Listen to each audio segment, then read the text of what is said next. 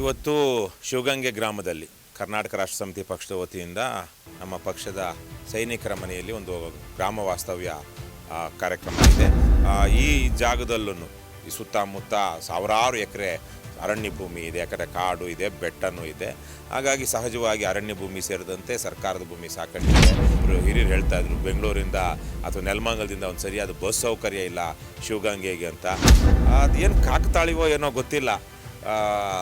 ಇವತ್ತಿಗೆ ಸರಿಯಾಗಿ 23 ವರ್ಷಗಳ ಹಿಂದೆ ನಾನು ನನ್ನ ಹೆಂಡತಿ ಇಬ್ಬರೂ ನಮ್ಮ ಮದುವೆ ಆದ 2 ದಿವಸಕ್ಕೋ 3 ದಿವಸಕ್ಕೋ ಶಿವಗಂಗೆಗೆ ಬಂದು ಬೆಟ್ಟದ ಅರ್ಧ ಬೆಟ್ಟ ಹತ್ತಿ ಅದಕ್ಕೆ ಬರೋದಕ್ಕೆ ಮೊದಲು ಇಲ್ಲೇ ಪಕ್ಕದಲ್ಲಿ ಸಾಲು ಮರದ ತಿಮ್ಮಕ್ಕನ ಭೇಟಿ ಮಾಡ್ಕೊಂಡು ಬಂದಿದ್ವಿ.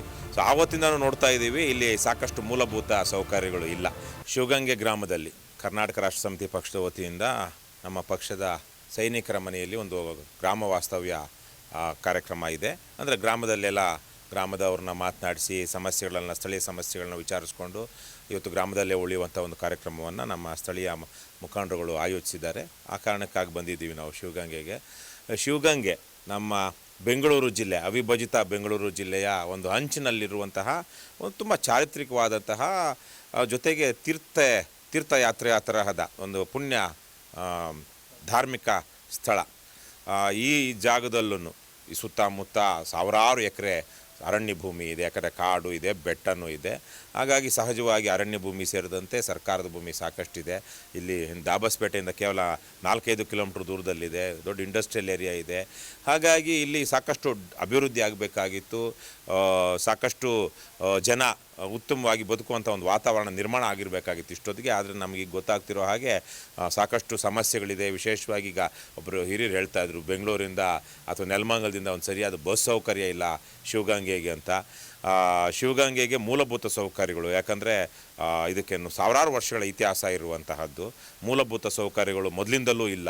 ಹಾಗೆ ನೋಡಿದ್ರೆ ನಾನು 2003ರಲ್ಲಿ ಅದೇನು ಕಾಕತಾಳಿವೋ ಏನೋ ಗೊತ್ತಿಲ್ಲ, ಇವತ್ತಿಗೆ ಸರಿಯಾಗಿ 23 ವರ್ಷಗಳ ಹಿಂದೆ ನಾನು ನನ್ನ ಹೆಂಡತಿ ಇಬ್ಬರೂ ನಮ್ಮ ಮದುವೆ ಆದ 2 ದಿವಸಕ್ಕೋ 3 ದಿವಸಕ್ಕೋ, ನಾಳೆ ಅನಿಸುತ್ತೆ 21 22ಕ್ಕೋ ಶಿವಗಂಗೆಗೆ ಬಂದು ಬೆಟ್ಟದ ಅರ್ಧ ಬೆಟ್ಟ ಹತ್ತಿ ಅದಕ್ಕೆ ಬರೋದಕ್ಕೆ ಮೊದಲು ಇಲ್ಲೇ ಪಕ್ಕದಲ್ಲಿ ಸಾಲು ಮರದ ತಿಮ್ಮಕ್ಕನ ಭೇಟಿ ಮಾಡ್ಕೊಂಡು ಬಂದಿದ್ವಿ.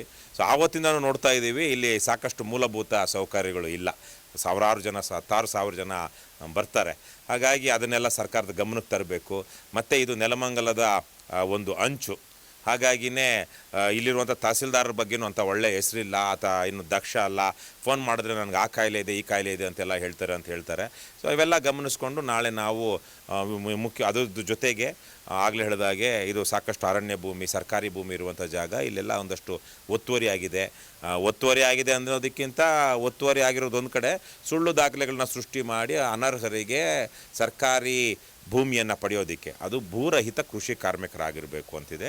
ಅದ್ರ ಜೊತೆಗೆ ಅವರು ಅದಲ್ಲದೇ ಇದ್ದರೆ ಅವರು ಸರ್ಕಾರದ ಭೂಮಿಯನ್ನು ಬಗೈರ್ ಹುಕುಮ್, ವಿತೌಟ್ ಪರ್ಮಿಷನ್ನು ಉಳುಮೆ ಮಾಡಿಕೊಂಡು ಒಂದು 40-50 ವರ್ಷಗಳಿಂದ ಬಂದಿದ್ದರೆ, ಅಥವಾ ಗ್ರೋ ಮೋರ್ ಫುಡ್ ಅಂತ ಹಿಂದೆ ಒಂದು ಸ್ಕೀಮ್ ಇತ್ತು, ಆ ಸಂದರ್ಭದಲ್ಲಿ ಏನಾದ್ರೂ ಸರ್ಕಾರ ನೀವು ಉಳುಮೆ ಮಾಡಿ ಬೆಳೀರಿ ಅಂತ ಹೇಳಿದರೆ ಆ ಥರದ್ರಲ್ಲಿದ್ದಾಗ ಅದಕ್ಕೆ ಅರ್ಜಿಗಳು ಹಾಕ್ಕೊಂಡು ತೆಗೆದುಕೊಳ್ಳೋದಕ್ಕೆ ಅವಕಾಶ ಇದೆ. ಸೊ ಆ ಥರದ ಅವಕಾಶ ಇಲ್ಲದೇ ಅಧಿಕಾರವನ್ನು ದುರುಪಯೋಗ ಪಡಿಸ್ಕೊಂಡು ಒಂದಷ್ಟು ಜನ ಇಲ್ಲಿ ಸರ್ಕಾರಿ ಭೂಮಿಯನ್ನು ಭೂಕಬಳಿಕೆ ಮಾಡಿದ್ದಾರೆ ಅಂತ ಹೇಳ್ತಿದ್ದಾರೆ. ಸೊ ಅದ್ರ ವಿಚಾರವಾಗಿ ನಾಳೆ ಗಮನಿಸಿ ನಾವು ಒಟ್ಟಾರೆಯಾಗಿ ಶಿವಗಂಗೆ ಸುತ್ತಮುತ್ತ ಇರುವಂಥ ಸಮಸ್ಯೆಗಳೇನು, ನೆಲಮಂಗಲ ತಹಸೀಲ್ದಾರ್ ಕಚೇರಿಯಲ್ಲಿ ಕಂದಾಯ ಇಲಾಖೆಯಲ್ಲಿರುವಂಥ ಸಮಸ್ಯೆಗಳೇನು, ಗ್ರಾಮ ಪಂಚಾಯತಿ ವ್ಯಾಪ್ತಿಯಲ್ಲಿರುವಂಥ ಸಮಸ್ಯೆಗಳನ್ನೆಲ್ಲ ಇವತ್ತು ನಾಳೆ ನಾನು ಸೇರಿದಂತೆ ನಮ್ಮ ಪಕ್ಷದ ಸೈನಿಕರು ಖುದ್ದು ಹಳ್ಳಿಯವ್ರ ಜೊತೆ ಮಾತನಾಡಿ ಅವರ ಸಮಸ್ಯೆಗಳನ್ನು ಕೇಳಿಕೊಂಡು, ಯಾಕೆಂದರೆ ಬೇರೆ ಇಲಾಖೆಯ ಸಮಸ್ಯೆಗಳು ಬೇರೆಯವರಿಗೆ ಹೇಳಬೇಕಾಗುತ್ತೆ. ನಾವು ಕೃಷಿ ಇಲಾಖೆಯ ಸಮಸ್ಯೆಗಳನ್ನ ತೆಗೆದುಕೊಂಡೋಗಿ ಕಂದಾಯ ಇಲಾಖೆಯವ್ರಿಗೆ ಹೇಳಿದ್ರೆ ನಮ್ಮ ವ್ಯಾಪ್ತಿಗೆ ಬರಲ್ಲ ಅಂತಾರೆ, ಕಂದಾಯ ಇಲಾಖೆಯವ್ರದ್ದು ಕೃಷಿ ಇಲಾಖೆ ಹೇಳಿದ್ರೆ ನಮ್ಮ ವ್ಯಾಪ್ತಿಗೆ ಬರೋದಿಲ್ಲ ಅಂತ ಹೇಳ್ತಾರೆ. ಹಾಗಾಗಿ ಅದನ್ನೆಲ್ಲ ವಿಂಗಡಿಸಿ ಸಂಬಂಧಪಟ್ಟ ಅಧಿಕಾರಿಗಳನ್ನು